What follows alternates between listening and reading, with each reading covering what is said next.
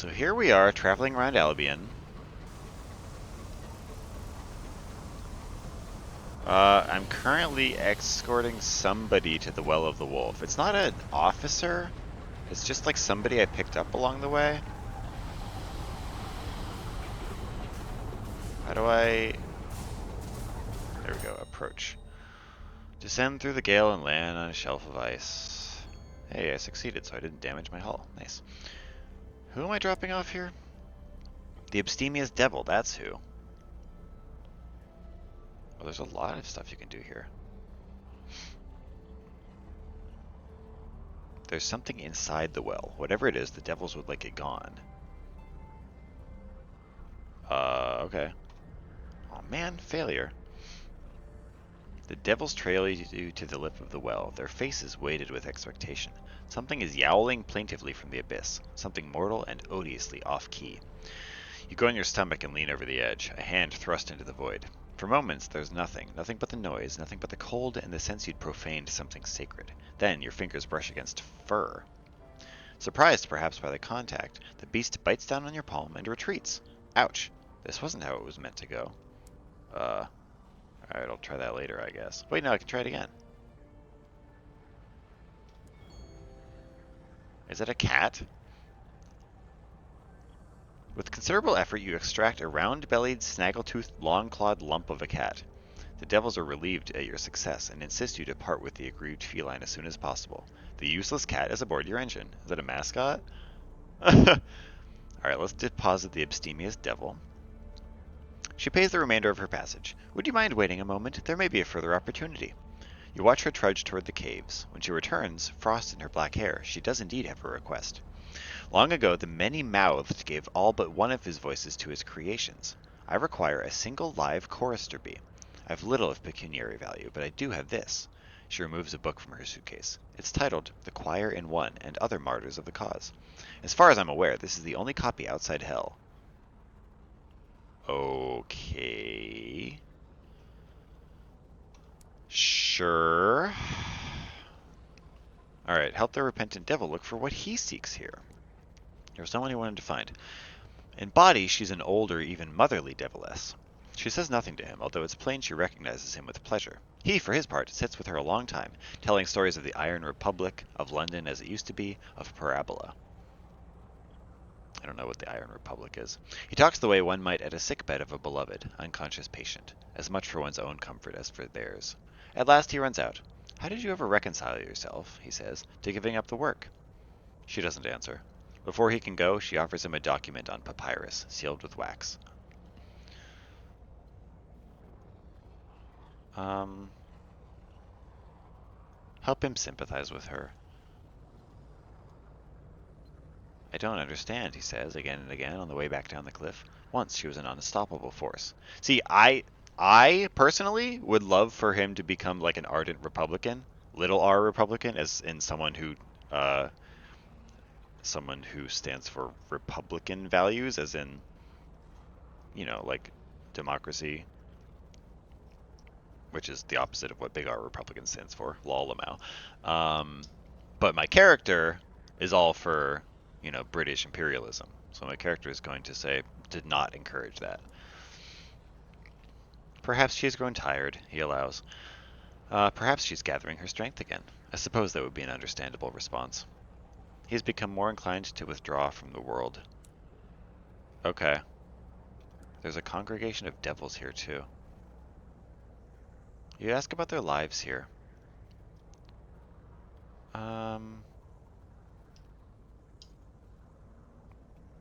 He doesn't say a whole lot. Approach a stone idol. Dude. Oh, right. These rites of the well increase one attribute at the cost of the others. I don't like that. I like my attributes where they are, thanks very much. What about the bandstand? Watch a well song. The devils struggle out in their wasted finery, out into the teeth of the wind, in a trudging line. They make their way to the bandstand. Yeah, let's do it. The devils mount the bandstand and begin to sing. Their lips are motionless, their mouths hanging slackly open. Buzzing plainsong pours from their throats. The notes are scattered across the scale, creating only a tenuous harmony. Slowly they begin to shuffle in what might be a dance. Its movements are performed only with the feet. Are they drawing an alphabet? Hieroglyphics? The well's wail drowns them out, but they persist. After some time, the well begins to waver. The wind slackens. Slowly, over the course of another hour, the well returns to quiescence. The devils weary to go back to their caves. The devils are using a dance alphabet in their services. Perhaps you could learn it?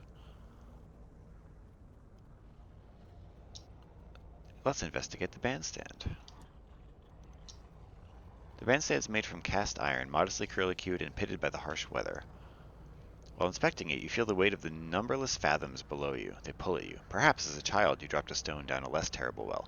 Perhaps you listened for the sound of it striking the bottom. Now you imagine yourself as that stone, falling and falling.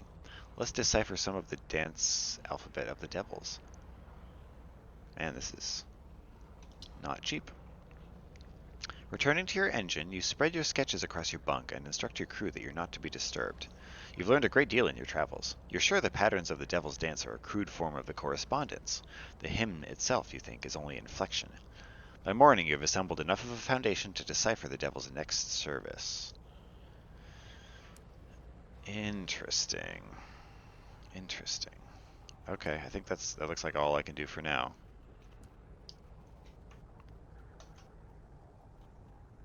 Okay. Alright, and now we've made it to the Royal Society. We're going to deliver the Insistent Surveyor's rubbings. So I'm guessing, like, the things, the materials we need to donate are to actually build, like, construct the edifice, whatever it is, and but the engravings, the what's it called, the correspondence, I think is what's actually going to make it work, right? And maybe I think this is what we're doing here for the relay. I mean, within minutes, the rubbings are spread across her desk and dusted with crumbs. Come back tomorrow, she instructs, her eyes wild with excitement as she wipes her buttery hands on her robe and hunts for a pen. You do so. I stayed up all night, she says, her eyes wilder than ever. Fascinating sigils. They might even allow us to hypothesize an entirely new branch of the Chiswick-Myers semigrammic tree. Here, take these back to our friend. She thrusts a set of notes into your hand and pats her pocket. You deserve something for your trouble, but alas, I'm temporarily insolvent. Just a moment. Alright, so the arsenal. Cool. Alright, so I've gotten the correspondence rubbings. I need to take them back now. Easy peasy lemon squeezy. Anything here to do? I don't think it's been a month since the driver's been back. How's the driver doing? Nope, I still have to wait. Hasn't been long enough.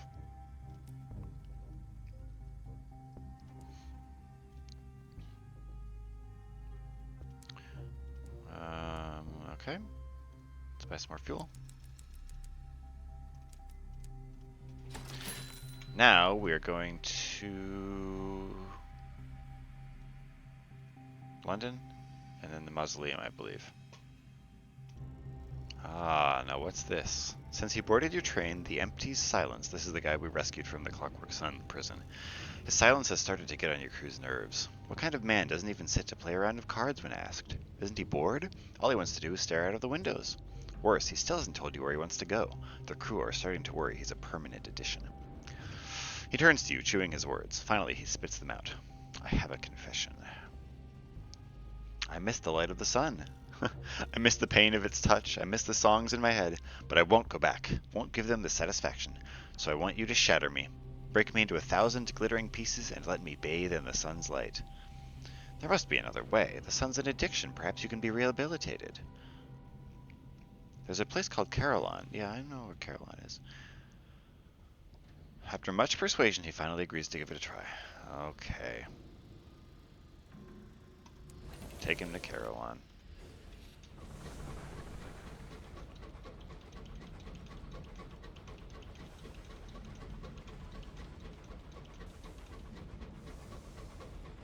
What am I doing in London? Picking up some stuff.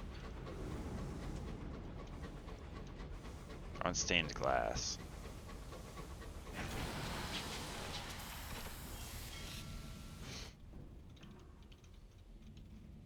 Where Where did Mr. Menagerie say he was going next?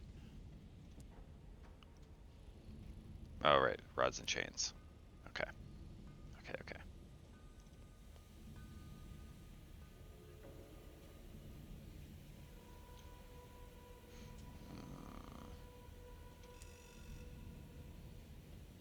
What am I doing here, man?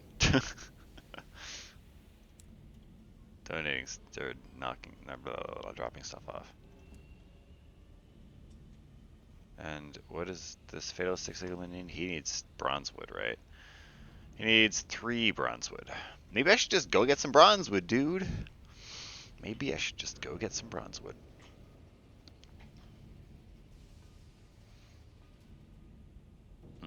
Okay.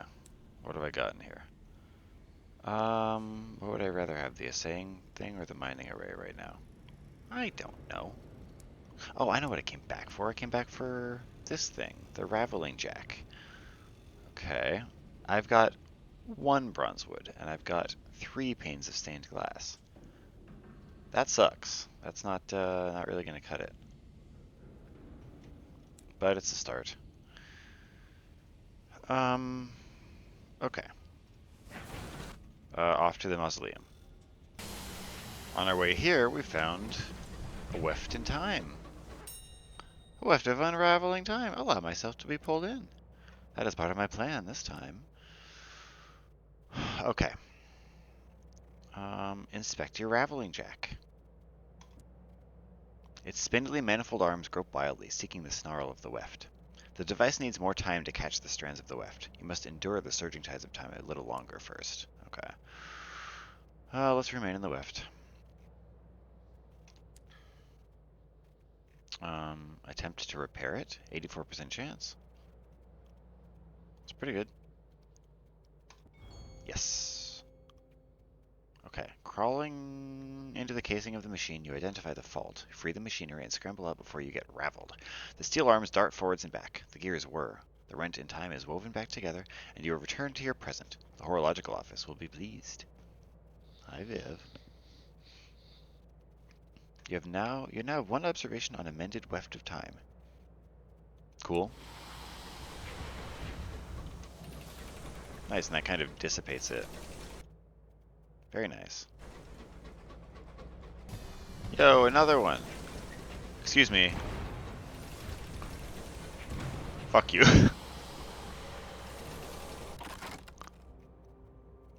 Last loot's hold. More hours, nice. Alright, let's get in here.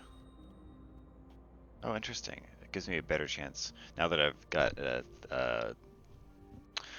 an observation on it, I've got a better chance of just escaping them. But I'm going to go into the weft again. Let's remain. Get a little bit of terror. Attempt to repair. Ah, we failed. Damn. The instruction manual is atrociously written and disastrously indexed. Damn. So that didn't work, but I can try again. Now I have a 100% chance. Partial success at 100% chance. What? Okay.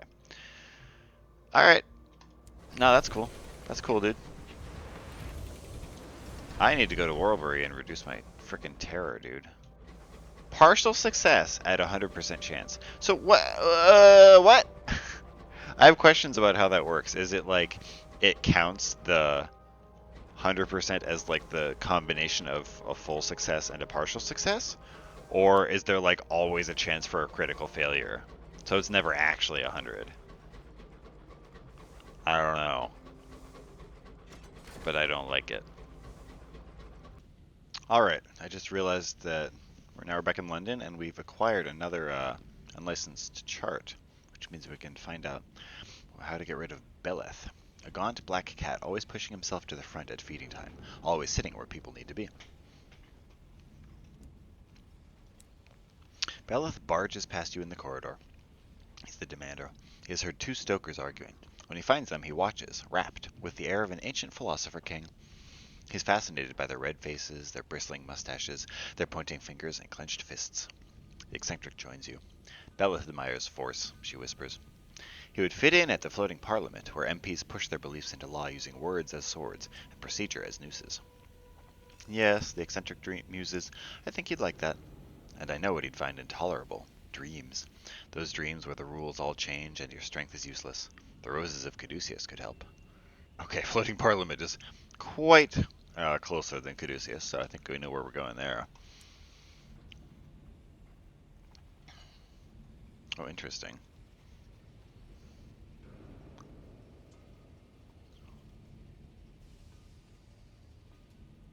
Consider her situation. She was not always as she is now. Once she was something else, something vast and celestial, something masculine, something unknowable and inhuman. But she was cast into the tangles of Piranesi, and when she emerged, she was the lean, diligent engineer before you. Her cats followed her from Piranesi. They are vestiges of her old self that refuse to detach from her. Angry, isolationist, forceful, they are making her life, and the efficient functioning of your engine, difficult. Okay, yeah, just flavor. Cool, okay, so we go to floating parliament for them. But I think in the meantime, we're just going to be ferrying stuff to and from um, the new relay that's being constructed. I want to finish that up like ASAP. Yo, look, it's already under construction. They work fast.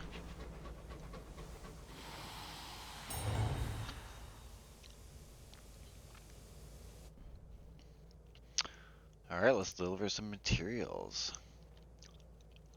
I could supply munitions. Munitions are 5 a pop, and they contribute 5%. 5 for 5%.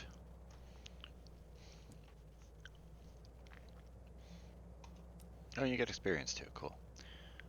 Bronze wood is 7 for 25%. Glass it was 8 for 20, right? Yeah.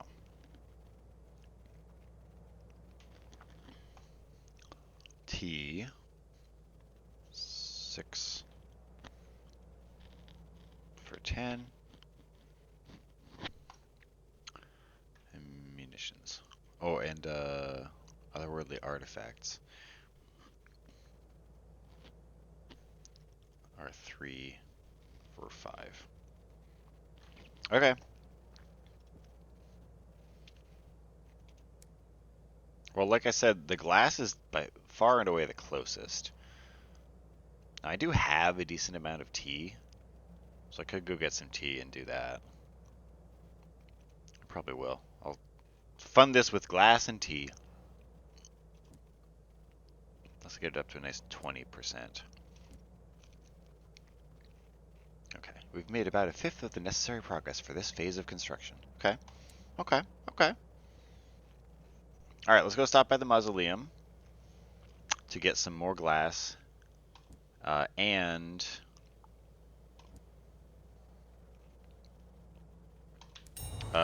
the princess wants to do something there. Yeah, yeah, yeah. All right, we're here at the prince consort's tomb. We need to get the princess inside. Let's call in a favor so we can sneak in unnoticed. A few words from your well-positioned friends to the direful chamberlain, and he arranges for your passage. It's no small thing. The guards clear the mausoleum of the general public, and then other guards clear the usual guards. These deaf, trusted elite don blindfolds, and each pull upon a chain around their neck, each revealing a silver key. The princess gathers the keys, examining the intricate filigree scenes they're decorated with. Oh, she says, this is of the day my parents met. They were so young then. She turns to the first door and chooses the appropriate key to open it.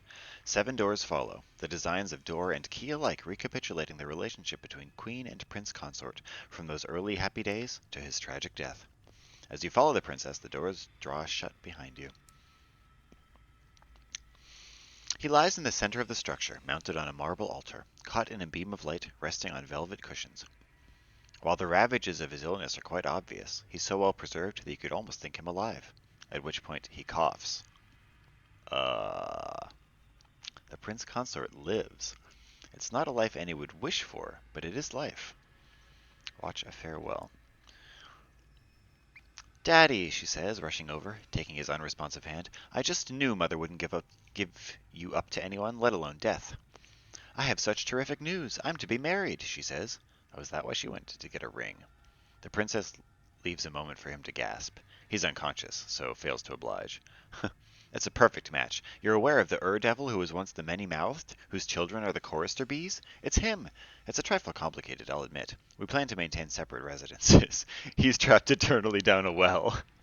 I love him very much, almost as much as I love the status I'll achieve once we're wed. Do I have your permission?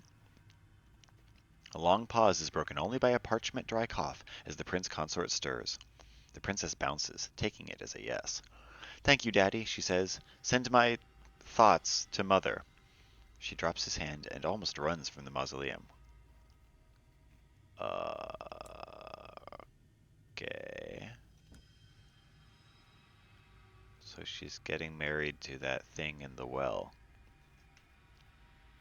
Honestly, seems like a pretty good match. Ask the princess about the fact that she's marrying a devil? Not a devil. Not a devil, my devil, says the incognito princess proudly, rubbing her toes on the dead rug of her old self. The poetical suitor and the analytical suitor are trapped inside bird cages made of bird bones, wailing at the news. Oof. We must proceed...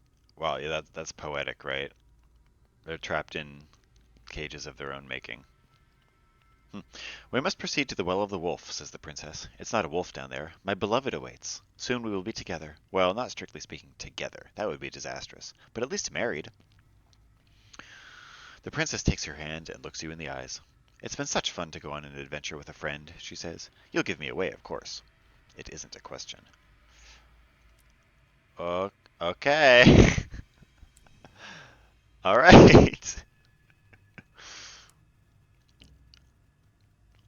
Oh, you're selling crates. All right, so I need a little more fuel, a little more conversation, and 5 of these. And that's all I can carry. So, yeah, I'm just going to beeline it between here and the relay until that's fulfilled. I'll catch you guys up when I'm done. Just kidding! Now I'm in London. Something else that I can do. I fought some scriveners, or whatever the hell they're called. The librarian dudes on the way. And now that allows me to continue the signalman's quest. I need 3, right? Yep. Arrange for the ship to be put on display in a museum. So yeah, there was this old ship hanging out that he wanted to be taken care of more properly. You have to source replacement wood and call in a favor you won't get back anytime soon, but you secure the promise you need. The Charlotte Guest will be restored and displayed in a modest exhibition hall in the Museum of Inauguration, where London commemorates its arrival in the skies. The plaque she receives will not mention the Isambard line. London does not celebrate failures. But it will testify to her hard work in a hostile sky. The signalman is mollified. It's all any of us can hope for in the end, isn't it? To be remembered. Cool. Cool. Now, what have you got to say, Mr. Whatever your name is, Mr. Signalman?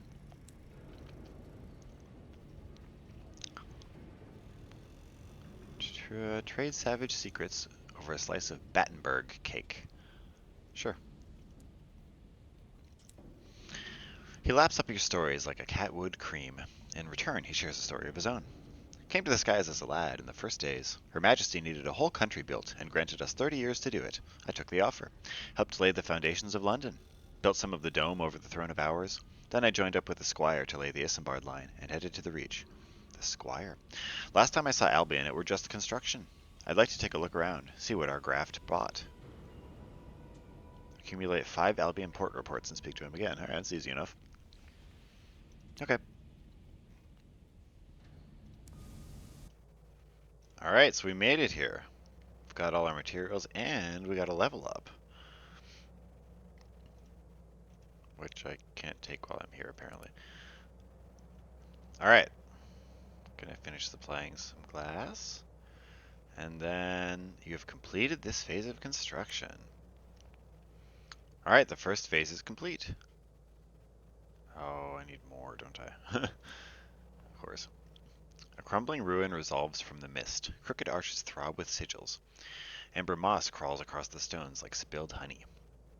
The insistent surveyor's team is hard at work clearing rubble, prizing sigil stones from the great arch, and assembling the framework for the new relay station. What's your latest request? A transit route needs a relay at either end. Without both, the journey is lengthy, distressing, and treacherous. Imagine an old earthbound train traveling without any rails. So we need to begin work on the relay at the Eleutherian end. Unfortunately, we don't know where the route emerges. I do, I've seen it. We'll have to make the journey through the relay regardless and see where we end up. A work team will accompany us. I'll remain with them at the other end to begin construction. She takes a deep breath. It'll need a locomotive capable of weathering the journey, room for the workers, and supplies to last the voyage. Are you up to it, Captain?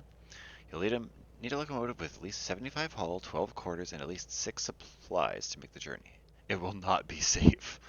That's awesome. Okay. So I actually do need more hull for something. But that's fine. That kind of segues into something else that I wanted to talk about. First, let's take a level up. What, our mirrors are quite high, aren't they? Very nice. So if I took mirrors as like a minor skill, even, that would get it up past the 65 limit, which is nice. And then I could take veils as my major. I don't hate that. Yeah, let's see if we can do that. Veils and mirrors.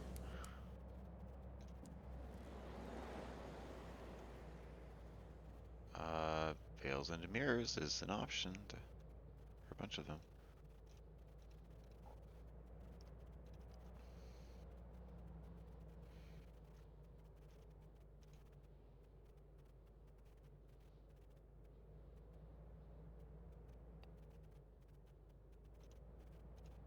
Let's do it.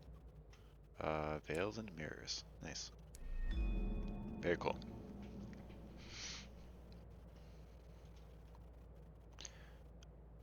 Okay. Why is this glowing? Oh, because it's... Okay. Selected. Okay. So yeah, I'll tell you more about what I was planning next once I get back to London.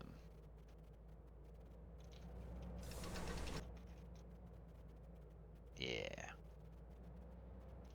Actually, never mind. We're gonna stop off at the Well of the Wolf and attend the princess's wedding.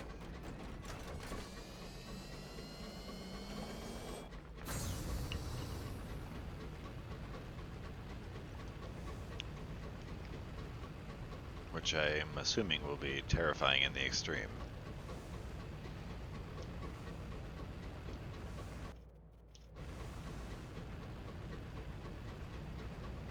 So it's strange because...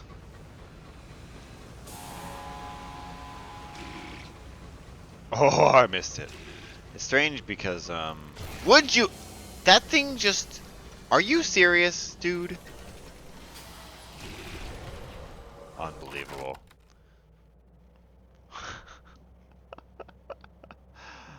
That thing just, like, juked to get me. Fuck off, man. Go away. I don't care about you at all. Alright, never mind. You're all gonna die. Fuck you? These guys are, like, incapable of sitting still. Oh, I got him. Holy moly. You have anything worthwhile for me to pick up? Scavenge for parts. Yeah, let's do that. Anyway, back before I was so rudely interrupted. I feel like the princess didn't discuss with us who she was going to be marrying, you know? Like, it makes sense if she's some kind of giant monster that she might want to marry a giant monster. I guess.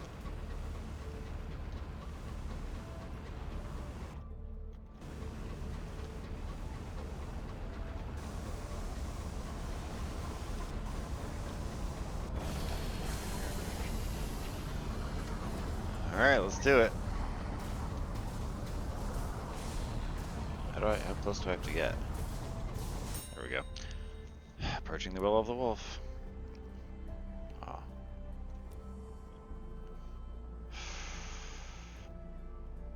Attend the happy occasion. The incognito princess is ready to be wed. She's the bride. She's ready. It'd be rude to keep her waiting. Once the ceremony begins, there's no turning back. Will you be a model guest, or will you interfere? Let's start it. An audience of silent devils and singing bees watch the incognito princess approach the edge of the well. She says her vows with a feverish delight. I have learned of those who would prevent change and how to thwart them. I have learned of sorrow, and will have sorrow no more. I have found the remains of my old self, and destroyed it to make way for the new. And most of all, I have the most fantastic ring. She leans over the well further. I will be your queen, she screams. Will you be my king? A distant and incomprehensible bellow bursts from below. The princess takes it as a yes, and glances at you meaningfully. Pass her the ring. It would be rude to do otherwise, and potentially fatal. She slides the ring onto her finger and says, I do. Then the princess slowly ceases to be. Her transfiguration into the Queen of Bees would be the sort of thing you'd recount grandly to your peers' applause and wonderment, if only you could speak of it without shrieking. If you persisted with the foolhardy attempt, it's possible that during your gasping sobs, you may manage to share some of the awful details. It's unlikely anyone listening would thank you. The clearest moment in the kaleidoscope of memories is your own response to the impossibilities before you. What did you do? Did I observe closely, exult in her triumph, or cower? Hey man, you're the queen's daughter? You're okay in my book. I exulted in her triumph. When the world turned to horror, what could you do but cheer it on? She was a monster, becoming, but she was your monster, becoming. As you collapsed, even as you lost her forever, you were closer to understanding her irresistible drive. When you recovered, the once princess, now queen, was gone, and only her empty skin remained. It followed you to your locomotive, beaming, ready to serve. Oh, that's cool. She married her beloved, the king of choirs, the devil trapped in the will of the wolf. What will you do with her skin? So this is a way, like, she as the character leaves, but I still get the officer.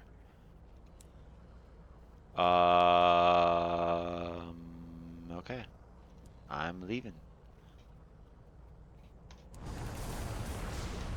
Get me out of here. Now then, uh, the shed skin of the incognito princess. Princess's cabin remains a macabre memorial for her departed majesty. The poetical suitor and the analytical suitor, now freed from their cages, look with devotion at the skin that's slinking behind you. It would be an honor beyond all imagining to wear the skin of the divine princess, says the poetical suitor. No, argues the analytical suitor. I am the only logical choice. You must pick me, they say simultaneously, frenzied with need. I could choose the poetical suitor. I could choose the analytical suitor. Or I could destroy the skin, which will not get me an upgraded officer, but has its own reward. So, raising mirrors by 10. Oh, but they both raise mirrors by 10. It's just the affiliation that changes. Or, what? I wonder what the reward would be for the other one. Alright, it's a reward, but it's not a particularly good one. So, I think I'm going to do this one. I don't have that many things that are buffing my academia affiliation. Despite the wailing of the poetical suitor, you choose the analytical one. She takes the skin, and the membrane moves to enclose her entire body, moving like a boa constrictor, tightening. There's a creaking of bone and a sound almost like a pestle and mortar grinding flesh. Despite this, it's hard to be sure whether the suitor's smile is a grimace or a grin. In moments, it's done, and the exact image of the princess stands there. Exact, bar a single detail. Instead of the most wondrous pair of eyes you had ever seen, out of the jagged holes in her face stare the panicked, delighted eyes of the suitor. Oh. The poetical suitor is bereft, withdrawing entirely from all contact. He leaves the locomotive at the next port without saying a word, clearly believing he has no future. When the analytical princess is informed of the news, they don't care. They care for little now, but serving and smiling. Well, that's fucked up. Would I want to use her? I can't right now. I need the hearts. I hadn't considered that. Very cool, though. Very cool. Um, forget what I'm doing with all of you guys. Oh, I'm still looking for a tiger for you, right? And I need to finish 2 more port reports for you. 5 port reports. Okay, I'm gonna do that next. Oh yeah, and one other thing. Here at the Floating Parliament, accompany the feline eccentric, and Beleth to watch a session of the House. There's still a public gallery in Parliament, though it's little used and thick with dust. Beleth perches on the rail that divides it from the floor and watches curiously. It takes some time to work out that the members of Parliament are arguing over whether the House's lunch hour should routinely be at 12 or 1. The discussion is a passionate one. There are references to Hastings, to Waterloo, to Cromwell. One MP threatens to tear up the Magna Carta. To them, words are weapons of war, deployed like flights of arrows to wither a rival's reputation, like sappers to undermine an argument, or like boiling pitch to drive a foe from the walls of your case. Beleth begins to purr. His claws sink into the wood, splintering it. Quietly, you and the eccentric slip away, leaving him to preside over the debates like a philosopher king of old. Okay, that's my third and final cat gone.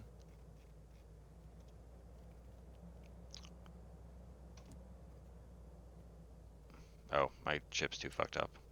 Again, embarrassing. Okay, so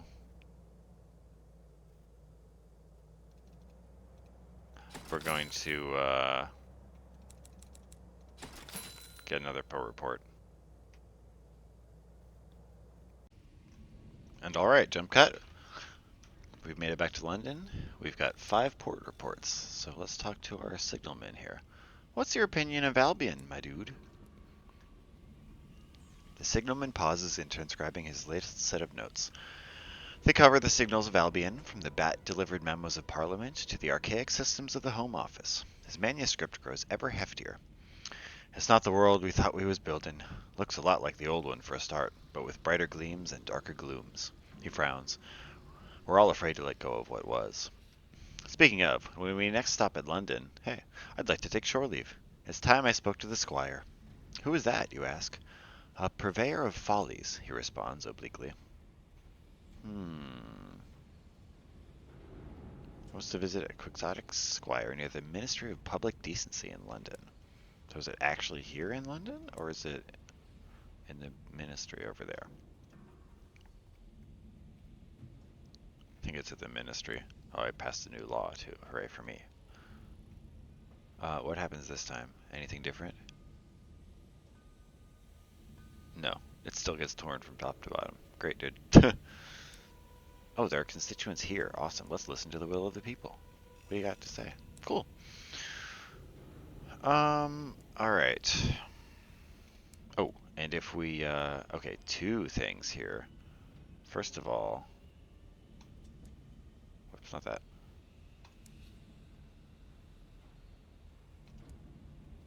What say we, oh, god damn it! I was hoping to be able to buy the other ship here, but it's not available for sale. I guess I'll have to go back to the Reach. Alright, that's fine.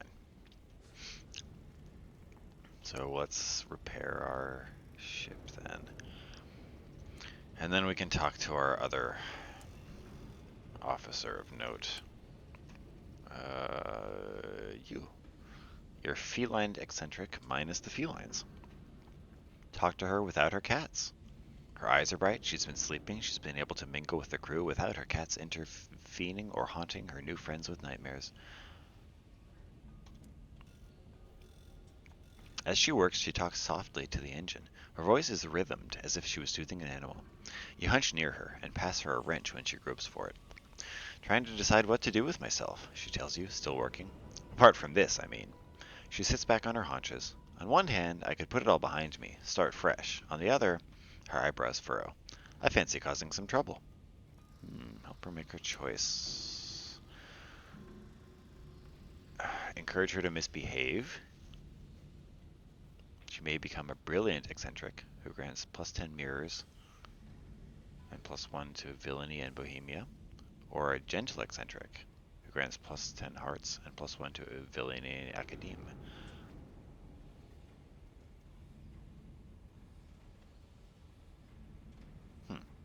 Um, well, it's interesting because I need the +10 hearts. Actually, +10 hearts would be more useful, probably. Well, but at the same time, I'm basically assured to get it either way. It could be useful for skill checks to have a different one in this slot. She's carried a burden for a long time. Now she should live a little. Live a little, or does she deserve some peace and quiet? I don't know. From a gameplay perspective, I think this one would be more useful. Brilliant eccentric, because it would not be a copy of the one I've already got. So let's do that.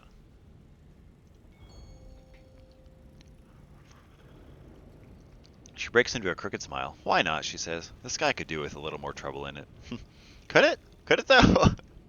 Over the next few days, the crew come to meet the new unfelined eccentric. She laughs more and apologizes less. She invents several modifications for your engine, which no one can understand, but nevertheless work brilliantly. She forges a small number of close, fierce friendships. She still sleeps in the engine room most times, and still talks to your locomotive as if it were alive. She does not like cats. Cool. Cool, cool, cool. Oh, I could steal an intimate moment with her. Cool. Oh, I got a kitty cat too, which gives +1 mirrors, which is the Blemmingen Voyager is just better than that. All right, cool, cool. What, what am I doing with you? What was your request? Oh, right, you want to go to the like right next door, which I can do. What the hell else do I have in my hold here? I've got a bunch of bullshit again. Let's put it in the bank because we never know when you're gonna need it. All right, cool. Very nice. I think that's a good place to stop for now. Well, no, let's advance the Signalman's quest line one more time, since it's right here.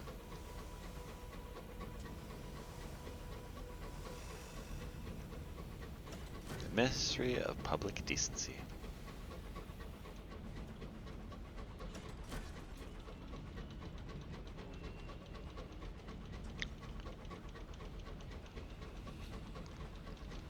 We're actually starting to wrap up some of these quest lines. And then I think next is to Eleutheria, because I want to work on the transit relay some more. I want to advance the Chiropterus Hoarders quest line.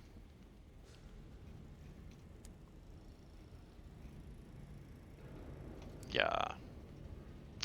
In search of the Squire. The quixotic squire inherited his family's wealth, doubled it by founding Port Avon, then squandered it all on a folly, the Isambard line. The signalman has found the squire's family home, but it has passed to another, also struggling, aristocratic household. The gutters leak, the windows are cracked. Perhaps they know the squire's fate, but the signalman is uncomfortable talking to nobility. When you knock, a bleary baronet answers. No butler. Times are hard. George, is that you? You have extensive society connections, and the baronet, it seems, is one. You should be able to get the information out of him with only a conversation's worth of gossip. He shows you into his shabby parlor. The felt on the chairs is worn bare, and the cups are cracked. You politely fail to notice, and steer conversation to the squire. The baronet bought the house following the squire's bankruptcy. The squire's wife fell ill around the same time, and the squire retired to care for her during her last days. They retreated to the last of the squire's holdings, a modest residence in Port Avon. The signalman seemed surprised. He weren't much of a husband. He said he was in love with the Reach, and that's why he were putting a ring around it. So we have to go to Port Avon, is what you're telling me. Alright, so do I want to do that first, or do I want to go through to Eleutheria? I think I want to go through to Eleutheria. But okay, that gives me somewhere else to go. Well, let's see, is there anything else I need to do here in Albion before I do that? I'm gonna need to go to the Blue Kingdom fairly soon as well. That's the one place I haven't been yet.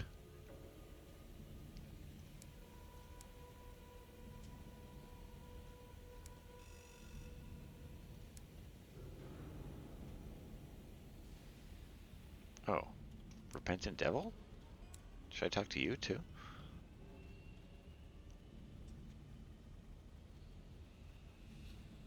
Um. Oh, assemble his evidence. I need 3 panes of stained glass. Okay, I can get that next time. Sounds like a good plan. But that's a good place to stop for now. Until next time.